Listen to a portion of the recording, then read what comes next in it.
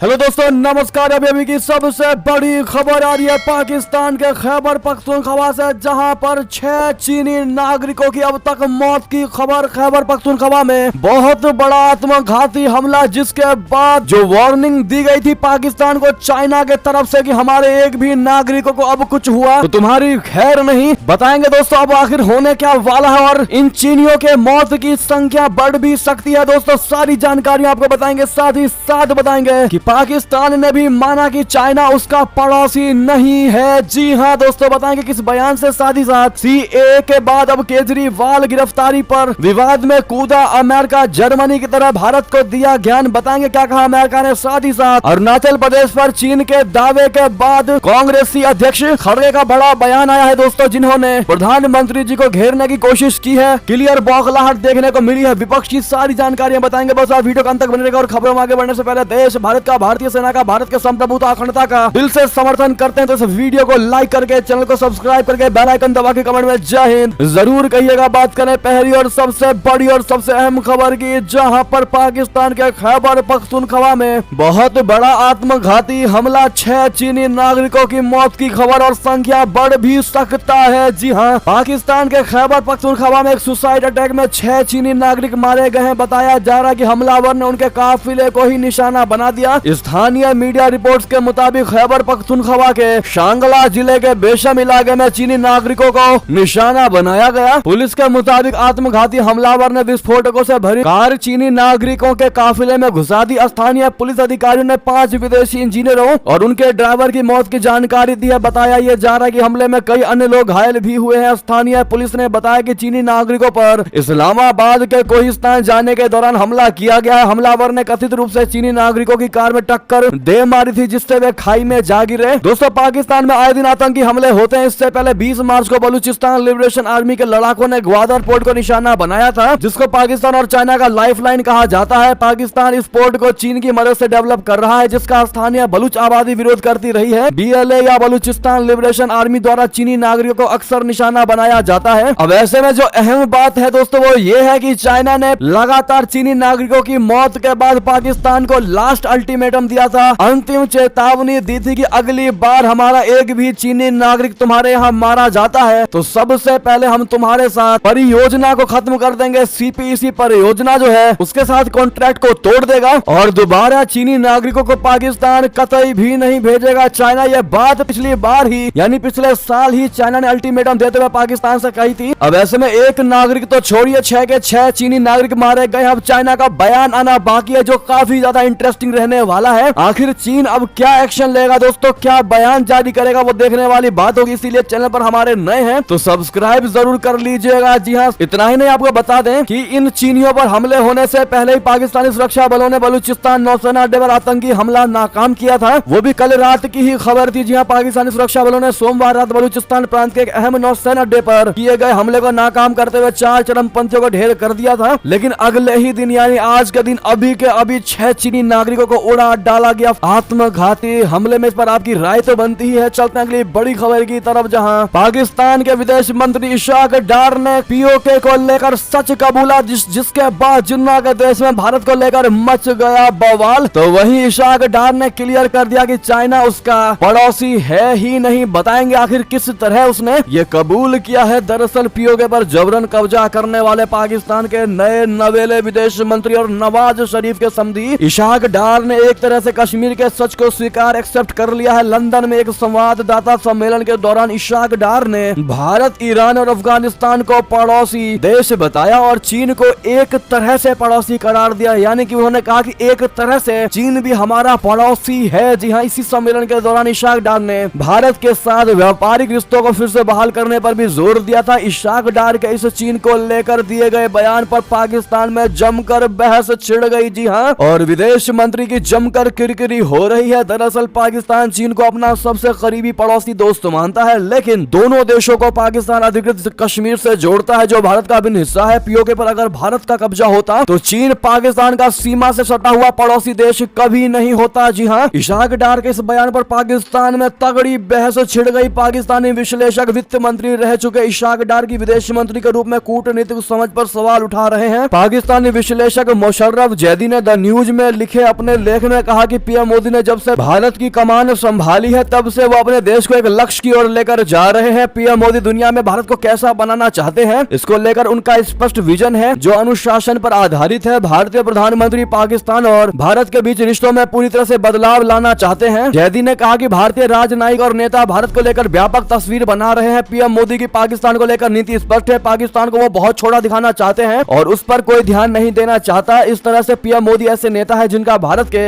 रणनीतिकार वर्षों से इंतजार कर रहे थे। जी हाँ, पाकिस्तानी विश्लेषक ने कहा कि भारत ने दुनिया को इस तथ्य से सहमत करा लिया है कि उसके आगे पाकिस्तान कहीं से कहीं तक नहीं टिकता। भारत ने इन दिनों में शानदार विकास दर हासिल किया है और करोड़ों लोगों को गरीबी रेखा से बाहर निकाला है। जी हाँ, यानी कि दोस्तों पाकिस्तानी विदेश मंत्री इशाक डार ने यह पूरे तरीके से कबूल कर लिया है कि पीओके भारत का हिस्सा है और इसीलिए चाइना पाकिस्तान का पड़ोसी बिल्कुल भी नहीं है। क्योंकि इन्होंने जो एक लाइन बोली कि भारत, ईरान और अफगानिस्तान हमारा पड़ोसी देश है और चाइना एक तरह से हमारा पड़ोसी है। एक तरह से पड़ोसी का मतलब क्या होता है आप सभी अच्छे से जानते हैं कि तुमने पीओके पर कब्जा किया है और पीओके तुम्हारे कब्जे में है, इसीलिए आज चाइना के साथ तुम जुड़ चुके हो और चाइना इसीलिए आज तुम्हारा पड़ोसी है। अगर वही पीओके पर आज भारत का कब्जा होता, भारत की जगह भारत के पास होती, तो आज पूरे तरीके से तुम चाइना से दूर होते और चाइना तुम्हारा पड़ोसी कभी नहीं कहलाता। इसीलिए इशाक डार ने अपने बयान से भी क्लियर कर दिया कि एक तरह से चाइना उसका पड़ोसी है। बहरहाल इस पर अब आपकी जो भी राय हो दोस्तों कमेंट में लिखकर अवश्य बताइएगा। नेक्स्ट खबर आपको बता दें, जहां सीएए के बाद अब केजरीवाल की गिरफ्तारी विवाद में कूदा अमेरिका, जर्मनी की तरह भारत को देने लगा ज्ञान। बता दें, अमेरिका के बाइडेन प्रशासन ने सीएए के बाद अब दिल्ली के मुख्यमंत्री अरविंद केजरीवाल की गिरफ्तारी के विवाद पर बयान दिया है। अमेरिकी विदेश मंत्रालय के प्रवक्ता ने कहा कि केजरीवाल की गिरफ्तारी पर हमारी करीबी से नजर है। उन्होंने कहा कि हम निष्पक्ष, समयबद्ध और पारदर्शी कानूनी प्रक्रिया के लिए प्रोत्साहित करते हैं। इससे पहले जर्मनी की सरकार ने भी केजरीवाल की गिरफ्तारी मामले में टिप्पणी की थी, जिसका भारत ने करारा जवाब दिया था। भारत ने जर्मनी के दूतावास के उप प्रमुख को तलब करके उन्हें जमकर सुनाया था। इस पूरे मामले को लेकर देश भर में राजनीति गर्म है और अमेरिका की टिप्पणी पर विवाद बढ़ सकता है। अमेरिकी विदेश मंत्रालय के प्रवक्ता ने केजरीवाल मामले में राइटर्स के पूछे गए सवाल के जवाब में कहा कि हम मुख्यमंत्री केजरीवाल के लिए निष्पक्ष, पारदर्शी और समयबद्ध कानूनी प्रक्रिया के लिए प्रोत्साहित करते हैं। इससे पहले सीएए को लेकर भी अमेरिका ने भी भारत को ज्ञान दिया था और कहा था कि इस मामले में हमारी करीबी से नजर है। लोकसभा चुनाव से ठीक पहले अमेरिका ने हाल के ही दिनों में ऐसे कई बयान दिए हैं जो भारत को असहज महसूस करा रहे हैं, वो भी तब जब भारत और अमेरिका के बीच रिश्ते नई ऊंचाइयों पर पहुंच रहे हैं। जी हाँ, तो वहीं आपको ये भी हम याद दिला दें कि इससे पहले भारत ने शनिवार को यहाँ जर्मन दूतावास के उप प्रमुख को भी तलब किया था, क्योंकि जर्मनी ने भी केजरीवाल मुद्दे पर बयान दिया था। दिल्ली के मुख्यमंत्री अरविंद केजरीवाल की गिरफ्तारी पर जर्मनी के विदेश मंत्रालय की टिप्पणी के खिलाफ भारत ने कड़ा विरोध दर्ज कराया था। अब अमेरिका को लेकर भारत क्या एक्शन लेता है दोस्तों, ये देखने वाली बात होगी। लेकिन भारत के इंटरनल मैटर में, भारत के आंतरिक मसलों में अमेरिका जैसे देशों या कोई भी अन्य देश को आखिर बयानबाजी नहीं करनी चाहिए। आखिर उनको इस मामले में, इंटरनल मामले में बयानबाजी करके क्या मिलता है दोस्तों, आपको जो भी लगता हो लाइव में कमेंट में लिखकर अवश्य बताइएगा। नेक्स्ट खबर बता दें, खालिस्तानी पन्नू विवाद में कूदा चीन, भारत के खिलाफ अमेरिका का कर दिया समर्थन, दिया कानून का ज्ञान। जी आखिर भारत को लग रहा है जैसे कि हर कोई अब ज्ञान देने की कोशिश कर रहा हो। चीन ने खालिस्तानी आतंकी गुरपतवंत सिंह की हत्या का साजिश के मामले में बयान दिया है। चीन ने भारत पर निशाना साधते हुए कहा है कि किसी को भी अंतर्राष्ट्रीय संबंधों के खिलाफ नहीं जाना चाहिए, कानूनों का सम्मान किया जाना चाहिए। चीनी विदेश मंत्रालय की ओर से जारी बयान में कहा गया है कि चीन ने अमेरिका के उस कथित आरोपों पर गौर किया कि भारत ने एक अमेरिकी सिख नेता की हत्या के लिए भाड़े के बदले हत्या की साजिश रची थी। हमें उम्मीद है कि संबंधित देश अंतर्राष्ट्रीय कानून और अंतर्राष्ट्रीय संबंधों को नियंत्रित करने वाले बुनियादी मानदंडों का पालन करेंगे। बीते साल भारतीय अधिकारियों पर अमेरिका में खालिस्तानी आतंकी गुरपतवंत सिंह की हत्या की कोशिश करने का आरोप लगे थे। दावा किया था कि अमेरिका ने गुरपतवंत सिंह की हत्या की साजिश को नाकाम किया था। अमेरिका ने इस साजिश में भारत के कुछ अफसरों के शामिल होने से जुड़ी चिंताओं को उठाया था, जिसके बाद भारत के विदेश मंत्रालय ने मामले में जांच की भी बात कही थी। दोनों देशों के बीच इस मुद्दे में अब चाइना भी कूद गया है और अमेरिका की भाषा में बात करते हुए भारत पर निशाना साधने की कोशिश की है। दोस्तों सबसे बड़ी बात तो यह है कि अभी भी भारतीय अधिकारियों पर वो दावे साबित नहीं हो पाए, यानी कि भारतीय अधिकारी किसी भी तरीके से कन्विक्ट नहीं बन पाए। उसके बावजूद भी चाइना का ऐसा बयान देना बिना सबूत के, बिना एविडेंस के भारत को कन्विक्ट बनाना, अगर आप भी मानते कि भारत को कड़ा एक्शन लेना चाहिए और तगड़ी जवाब देनी चाहिए तो अपनी राय से दीजिएगा। बहरहाल आप लोग क्या जवाब देना चाहेंगे चाइना को, जो भारत के मामले में, भारत अमेरिका के बीच वाले मामले में हस्तक्षेप करने की कोशिश कर रहा है। साथ ही साथ नेक्स्ट खबर बता दें, पाकिस्तान में होली की धूम पर भड़का लाल टोपी जैद हामिद, जमकर उगला जहर, कहा यह तो हिंदू ही लगते हैं, मुसलमान भी नहीं है, ये तो हिंदू है, इनकी जांच होनी चाहिए। बता दें दरअसल क्या क्या है पूरा मामला। पाकिस्तान के धुर दक्षिणपंथी राजनीतिक विश्लेषक जैद हामिद ने अपने देश में होली मनाए जाने पर आपत्ति जताई है। पाकिस्तान की यूनिवर्सिटी और दूसरी जगहों पर होली खेलने जाने पर जैद हामिद ने कड़ा एतराज जताते हुए कहा है कि ये होली और ये बसंत मनाने वाले लोग मुस्लिम और पाकिस्तान से ज्यादा हिंदू लग रहे हैं, इनकी पहचान की जानी चाहिए। पाकिस्तान की पत्रकार और यूट्यूबर आरजू काजमी अपने प्रोग्राम में बोले तो भेजा फ्राई प्रोग्राम में जैद हामिद की ये वीडियो दिखाते हुए कहा है कि ये खुद को रक्षा और राजनीतिक एक्सपर्ट कहते हैं लेकिन बातें जाहिलों जैसी करते हैं। आरजू काजमी ने कहा कि पाकिस्तान की यूनिवर्सिटी और स्कूलों में अगर बच्चे होली खेल भी रहे हैं या क्रिसमस मना भी रहे हैं तो इसमें बुरी बात क्या है। इस तरह से त्योहार मनाने पर ऐतराज जताकर हम क्या साबित करना चाहते हैं। अगर किसी को लगता है कि होली मनाने से किसी का मजहब बदल जाता है तो इससे ज्यादा बेवकूफी की बात हो ही नहीं सकती। मैं खुद कितने ही सालों से होली और क्रिसमस सेलिब्रेशन में शामिल हो रही हूँ, तो क्या मुसलमान मैं नहीं हूँ। आपको बता दें जैद हामिद जो जिसे लाल टोपी के नाम से भी जाना जाता है वो एक कट्टरपंथी विचारों के थ्रू अपनी पहचान रखता है। सोशल मीडिया पर लोग उसको एक कट्टरपंथी के नाम से जानते हैं। बहरहाल इस पर आपकी क्या राय होगी, साथ ही साथ अगली खबर बता दें। इंडिया जो कर रहा है, भारत जो कर रहा है उसकी नकल करो। जी हाँ, श्रीलंका के राष्ट्रपति ने ये कहते हुए जमकर भारत की तारीफ की। पीएम मोदी का भी उन्होंने किया जिक्र। आपको बता दें श्रीलंका के राष्ट्रपति रानिल विक्रमसिंघे ने भारत की जमकर तारीफ की है और कहा है कि उनका देश भारत की कॉपी करते हुए आगे बढ़ सकता है। एक कार्यक्रम में बोलते हुए विक्रमसिंघे ने कहा कि यह साफ था कि तकनीक के स्तर पर और संस्थानों को खड़ा करने के मामले में हमें मदद की आवश्यकता होगी। मुझे लगा कि भारत सबसे बेहतर ऑप्शन है, सबसे बेहतर विकल्प है, इसलिए मैंने इसके लिए बीते साल इंडिया के पीएम नरेंद्र मोदी से बात की। उनसे मुझे अच्छा रिस्पॉन्स भी मिला और हमारी मदद भी भारत की तरफ से की गई। रानिल विक्रमसिंघे ने कहा कि भारत एक ऐसा देश है जिसने शून्य का आविष्कार किया और फिर आगे बढ़ते हुए आज काफी तरक्की कर ली है। मैं कह सकता हूं कि भारत ने जिस तरह से खुद को आगे बढ़ाया है वो समझने लायक है और हम इसको अपने देश में लागू कर सकते हैं। डिजिटल बुनियादी ढांचे पर श्रीलंका के राष्ट्रपति ने कहा कि भारत जो कर रहा है हम उसकी नकल कर रहे हैं। हम निश्चित ही भारत के साथ चलना चाहेंगे। भारत फास्टेस्ट ग्रोइंग कंट्री है आज के टाइम में। रानिल विक्रमसिंघे ने पहली बार भारत की सराहना नहीं की है, वो पहले भी पड़ोसी देश की तारीफ करते रहे हैं। यहाँ तक कि विक्रमसिंघे ने बीते महीने अपने इंटरव्यू में ये तक कहा था कि आर्थिक संकट में श्रीलंका की प्रगति में भारत की ओर से मिले मदद से महत्वपूर्ण सहायता मिली थी। बहरहाल एक तरफ दोस्तों श्रीलंका के राष्ट्रपति ने जमकर भारत की तारीफ की, मोदी जी की जमकर तारीफ की और कहा कि जो भारत कर रहा है उसकी नकल करो। तो वहीं आपको ये भी बता दें कि जब नकल ही करनी है भारत की तो फिर ये क्या है कि श्रीलंका चीन से नजदीकियां बढ़ा रहा है और 6 दिवसीय यात्रा पर चाइना पहुंचे हैं प्रधानमंत्री दिनेश गुणवर्धने। जी हाँ, श्रीलंका के प्रधानमंत्री दिनेश गुणवर्धने चीन की आधिकारिक यात्रा पर है। इस दौरान गुणवर्धने चीनी राष्ट्रपति शी जिनपिंग और प्रधानमंत्री ली कियांग के साथ बातचीत करेंगे। हम्बन टोटा बंदरगाह पर चीनी अनुसंधान जहाजों पर रोक के बाद किसी श्रीलंका के नेता की ये पहली बीजिंग यात्रा होगी। अब ऐसे में आप लोग श्रीलंका को क्या सलाह देना चाहेंगे? अगर उनको भारत की नकल करनी है तो क्या नहीं करना चाहिए? क्योंकि चाइना से अगर कोई भी सलाह लेता है श्रीलंका तो उसका आगे बढ़ना किसी भी कीमत पर तय नहीं माना जाएगा। नेक्स्ट खबर बता दें, गाजा युद्ध विराम पर अमेरिका ने यूनाइटेड नेशन में नहीं लगाया वीटो। भड़के नेतन्याहू, इजरायली डेलीगेशन का वॉशिंगटन दौरा हुआ रद्द। जी हाँ, संयुक्त राष्ट्र सुरक्षा परिषद ने गाजा में तत्काल युद्ध विराम का आह्वान करने वाले प्रस्ताव को मंजूरी दे दी।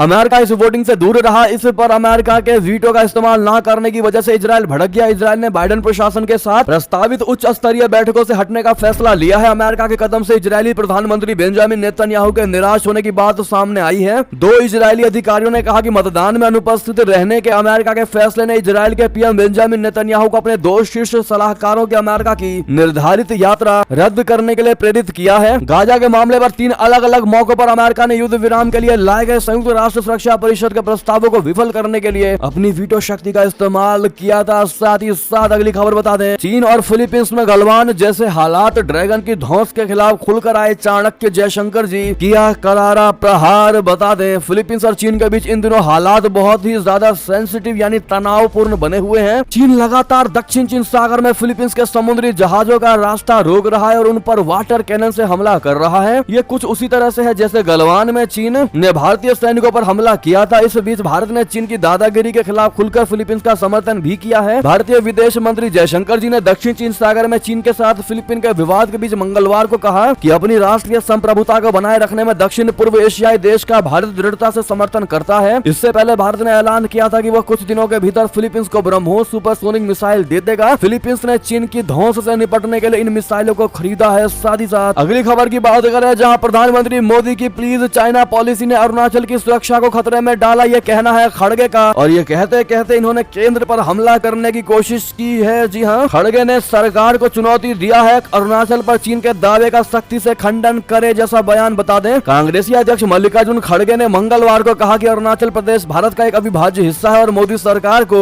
चीन द्वारा इस राज्य पर दावा किए जाने का बहुत सख्ती से खंडन करना चाहिए। चाइना ने सोमवार को एक बार फिर ये दावा किया कि अरुणाचल प्रदेश हमेशा उसका क्षेत्र रहा है। हालांकि भारत ने बीजिंग के दावे को बेतुका और हास्यास्पद बताकर खारिज कर दिया। खड़गे ने सोशल मीडिया मंच एक्स पर पोस्ट किया कि अरुणाचल प्रदेश भारत का एक अविभाज्य हिस्सा है। उन्होंने ये भी कहा कि कांग्रेस अरुणाचल प्रदेश पर चीन के किसी भी दावे की कड़ी निंदा और विरोध करती है। ये एक महीने में चौथी बार है जब चाइना ने पूरी तरह से हास्यास्पद और बेतुके दावे किए हैं। खड़गे का कहना है कि स्थानों का नाम बदलकर और दूसरे देशों से संबंधित क्षेत्रों के नक्शे दोबारा बनाकर बेतुके दावे करने में चीन का रिकॉर्ड सर्वविदित है। उन्होंने कहा कि दलीय राजनीति से इतर हम भारत की संप्रभुता और क्षेत्रीय अखंडता की रक्षा में एक साथ हैं। हालांकि ये भी रेखांकित किया जा सकता है कि चीन का रवैया प्रधानमंत्री नरेंद्र मोदी द्वारा अपनी लाल आंख दिखाने वाली कार्रवाई नहीं करने और चीन को क्लीन चिट देने का परिणाम है। कांग्रेसी अध्यक्ष ने दावा किया कि चाहे अरुणाचल प्रदेश के करीब सीमा पर गांव बसाना हो या सीमा के पास रहने वाले हमारे लोगों का अपहरण करना हो, मोदी सरकार की प्लीज चाइना पॉलिसी यानी चीन को खुश करने की नीति ने अरुणाचल में हमारी राष्ट्रीय सुरक्षा को खतरे में डाल दिया है। उन्होंने कहा कि सरकार को चीन के दावों का सख्ती से खंडन करना चाहिए। जी हाँ, यानी कि खड़गे ने केंद्र पर हमला करते हुए क्लियर कहा कि पीएम मोदी की प्लीज चाइना पॉलिसी ने अरुणाचल की सुरक्षा को खतरे में डाला है। बहरहाल दोस्तों, आप लोग लगातार हमारी खबरों को देखते हैं और लगातार हम आपको अपडेट देते रहते हैं कि चाइना के साथ भारत का कॉन्फ्लिक्ट में अभी का क्या अपडेट है। लेकिन ऐसे में आज तक ऐसी बातें नहीं आई कि चाइना ने किसी भी तरीके से प्लीज पॉलिसी को अपनाया हो, क्योंकि चाइना को हमेशा से भारत ने उसी के तरीके से उसी को जवाब दिया है। अगर आप भी ये बात मानते हैं तो खड़गे के बयान को लेकर आपकी क्या राय होगी बताइएगा जरूर, क्योंकि खड़गे ने जिस प्रकार से चाइना को लेकर के भारत की केंद्र सरकार को घेरने की कोशिश की है, किस किस को लगता है कि ये पूरे तरीके से गलत बयानबाजी है बताइएगा जरूर। साथ ही साथ दोस्तों, अंतिम खबर आपको बता दें, जहां टिकट कटने से नाखुश पर भाजपा से बागी नहीं होंगे क्या वरुण गांधी, कांग्रेस से मिला खुला ऑफर। जी हां, पश्चिम बंगाल के मुर्शिदाबाद जिले के बहरामपुर निर्वाचन क्षेत्र से कांग्रेसी उम्मीदवार अधीर रंजन चौधरी ने कहा है कि वरुण गांधी को